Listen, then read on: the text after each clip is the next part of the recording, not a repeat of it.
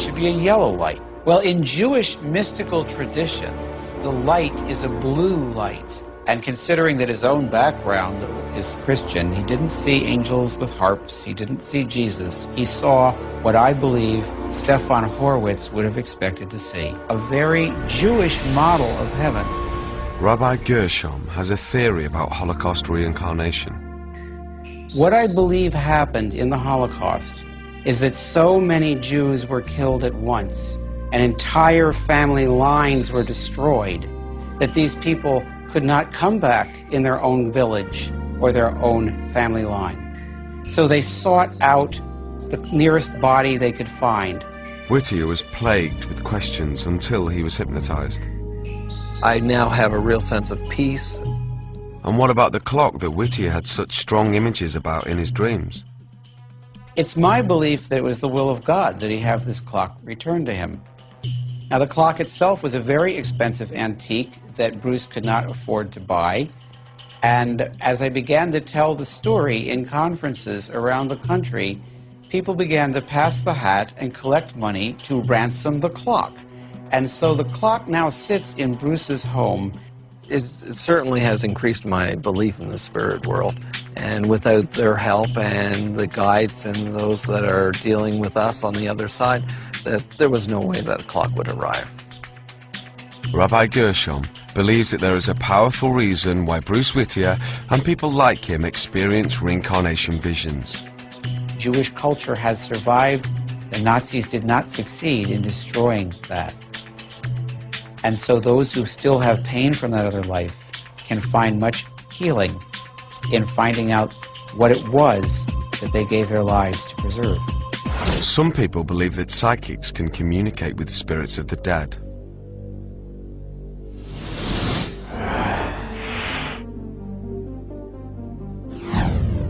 Kevin Boss was riding with his mother on a lonely highway.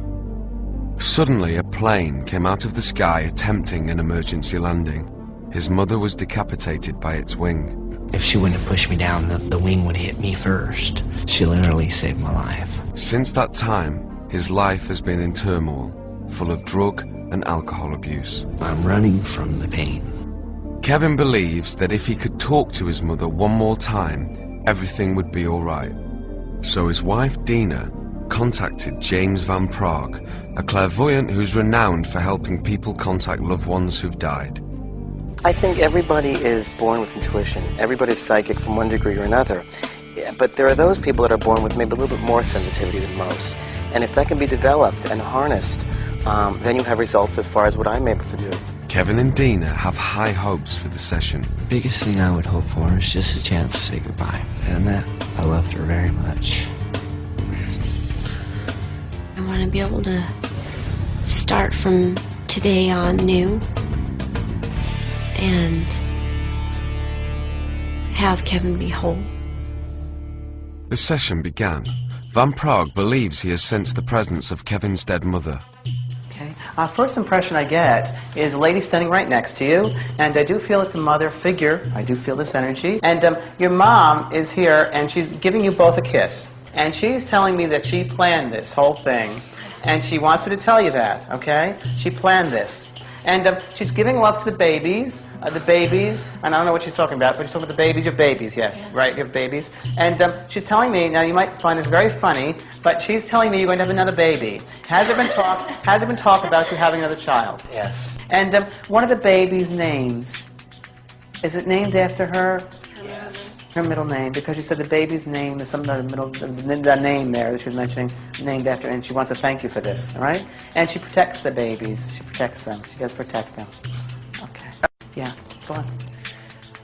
Van Praagh surprises the couple by telling them something very personal about their family.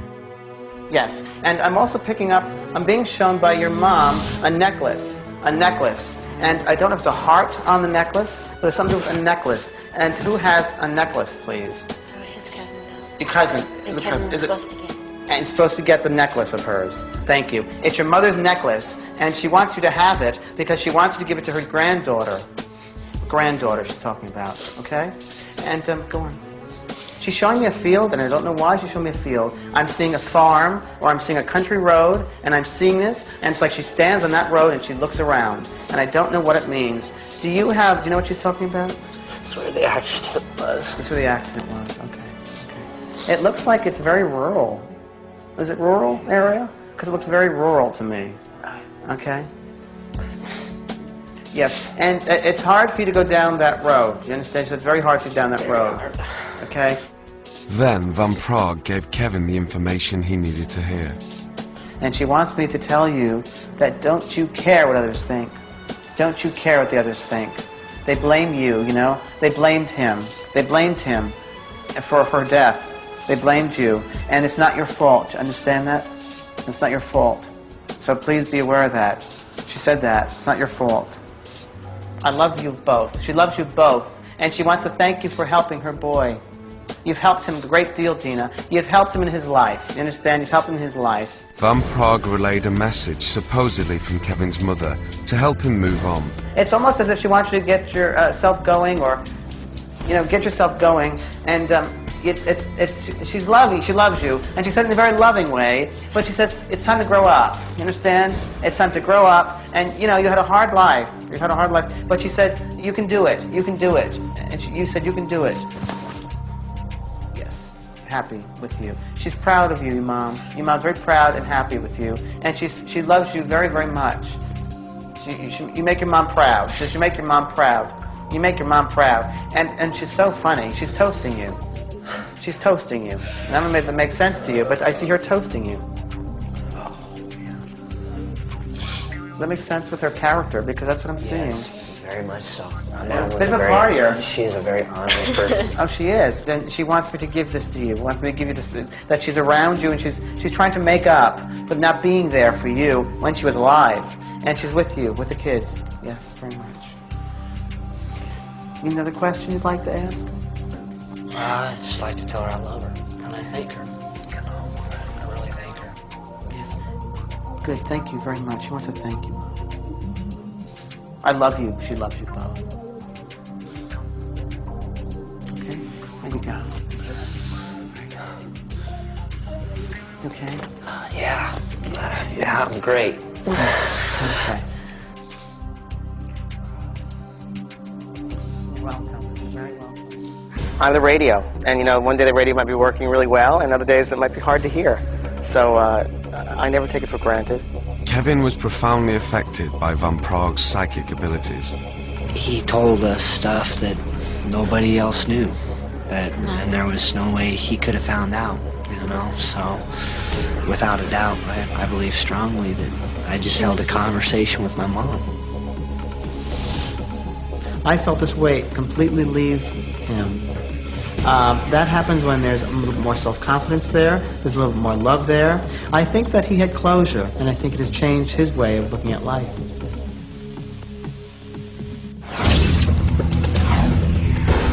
Coming up on Unexplained Mysteries, the UNX report. What happens when the dead come back again? Is there life after death? Can a soul walk the earth after the body is gone? Do these spirits communicate with the living? We'll dig deeper for the answers next on the UNX report.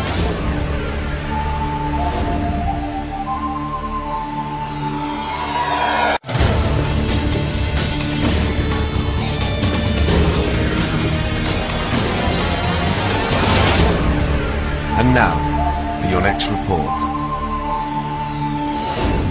Millions of people claim they have had illuminating near-death experiences. I was part of the light, and the light was part of me.